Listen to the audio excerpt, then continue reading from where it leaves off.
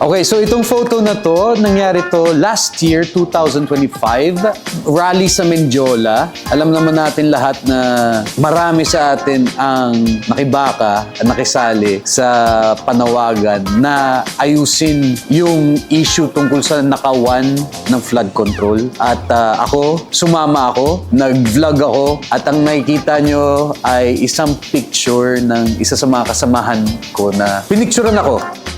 Ayun, kasama ko yung mga kabataan. I raise my arm, nakikibaka. So, ayan. Ayan, ito ay isang throwback picture tungkol kay Direk Coco Martin na pinost ko recently lang this year, 2026. Yung photo sa left ay yung pinakaunang-unang beses na nakatrabaho ko si Direk Coco sa Ang Probinsyano. That was in the year 2016. Yung photo sa right is yung pangalawang project ko with Direk Coco Martin, Super Parental Guardians. Isang pelikula pinroduce para sa MMFF. Ito si Coach Badong, yung nakapula, at si John Lloyd, yung nakaitim. De, joke lang. Ako yan. Sa gym namin sa Ground and Pound Antipolo, 2018 nung kinuha tong photo na to. At ito yung mga unang panahon ko sa boxing gym ni Coach Badong. Ito naman ay nung nagtitrain ako ng Jiu-Jitsu sa DefTac Headquarters, Banff, sa Sukat. Ang nakadagan sa akin ay si Chief, the godfather or the father of Philippine Mixed Martial Arts, si Alvin Aguilar. Ayan naman ay naka-mount position para kunin ang braso ko at i-armbar. Wow! Sobrang tagal nito. Ano na to?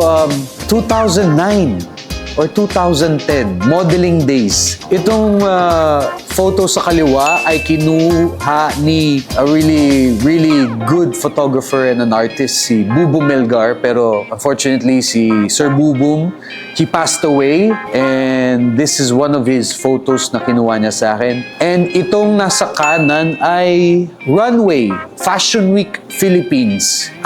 2009 or 2010, mga ganun. Okay, so Artes Suave Manila, 2017. Ito ay isang jiu-jitsu competition. Ano ba yan? Gold or silver?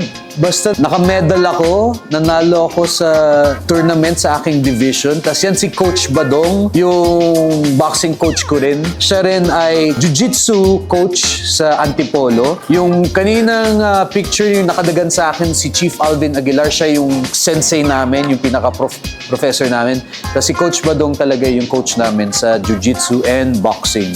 Ayan, ito naman ay Pan-Asia Jiu-Jitsu 2018 or 19. Yan, gold. Podium finish yan. Podium finish, kaya nasa gitna ako.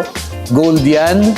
Tapos, nakadalawang gold ako ng gabing ito. Dalawang gold, isang silver. And hindi ko makakalimutan yung moment na yan kasi ang hirap ng dinaanan namin training. Kasi ang gusto lagi ng mga coaches namin, professors namin is makakuha ng gold sa competition, and ito ang naging resulta. Ay! Yan! Baron! So, at this moment, when I was learning Jiu-Jitsu kasi, back in 2016, ito yung mga una kong natutunan sa Jiu-Jitsu, side control to full mount. After ng position na yan sa side control, hinakbang ko yung hita ko sa kabilang side ni Baron, tas naka-mount position ako, tas doon na ako nag-ground and pound. Ayan.